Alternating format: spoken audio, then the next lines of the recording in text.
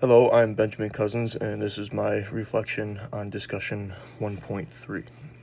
Um, so, going on to the first question, reflecting on my personal and professional observations and experiences.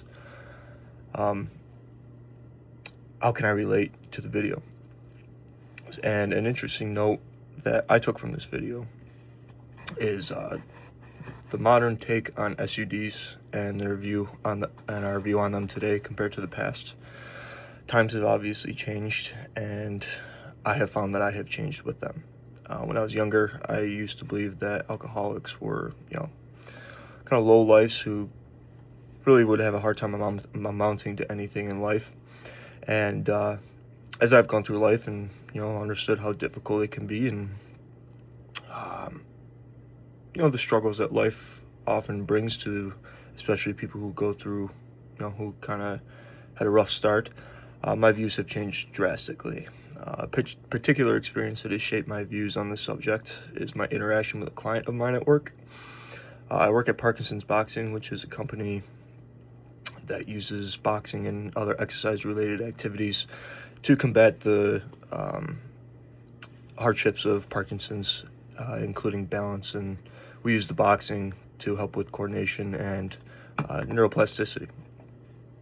Anyway, one of my clients, Mitch, he's a recovered alcoholic, and at first I had a hard time understanding why Mitch would stoop to such lows, and immediately assumed that he was raised poorly with difficult living conditions, which I just simply didn't understand.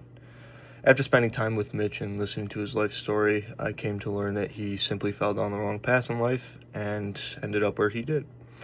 Working with Mitch has completely changed my view of people with SUDs and helped me realize that they are just human beings, just like myself and everyone else. And he has an incredible personality with some amazing stories that he has shared with me.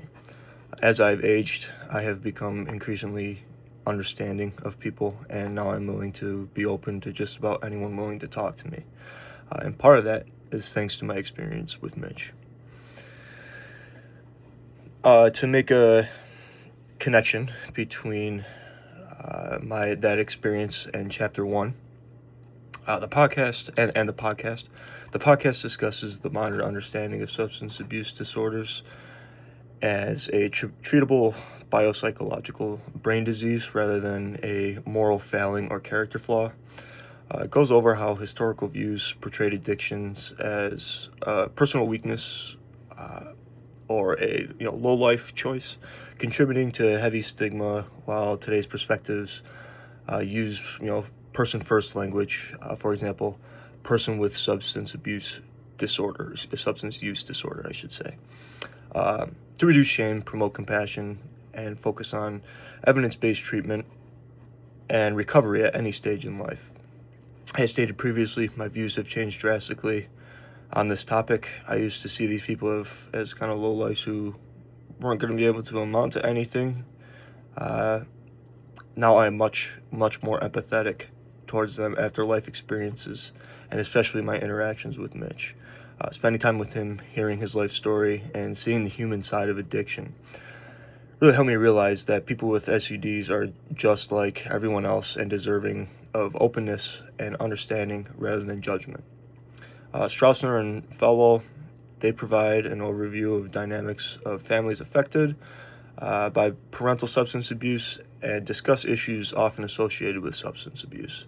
A relative quote from chapter 1 summarizes the situation very well. Stigma of a parent who has done something bad, that is, abused substances. Strausner and Falwell, 2011, page 5. This quote demonstrates how there is an automatic negative connotation towards people who deal with substance abuse issues, when they really are just like everyone else. They're just simply dealing with a battle unrelated to ours. This leads to stigmas that affect not only the individual, but also their family, including the children. How have my past experiences and observations, the podcast and chapter 1, helped me become more prepared to partner and collaborate with future social work clients? The relationship I have built with Mitch has been fantastic.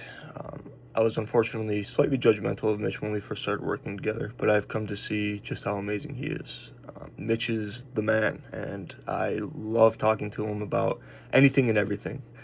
From how much he loves Madonna, to his struggles with addiction, to difficulty he has with his medications, to movies we both love and laugh at. Our professional relationship has blossomed, and he has no idea how much he has helped me as I have helped him. My experience has totally shut off that stigma I previously had for people with addictive personalities, and has opened my eyes to not only being a better professional, but a better human being as well.